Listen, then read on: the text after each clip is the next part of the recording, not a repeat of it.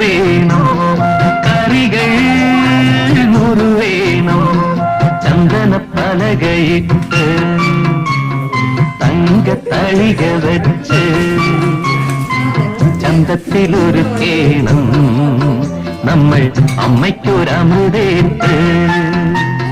തുമ്പപ്പൂ ചോറ് വേണം, കറികൾ 100 വേണം, ചന്ദന പലകയിട്ട് തങ്കത്തളിക വെച്ച് ചന്തത്തിലൊരുക്കേണം നമ്മൾ അമ്മയ്ക്കൊരമൃതേറ്റ്.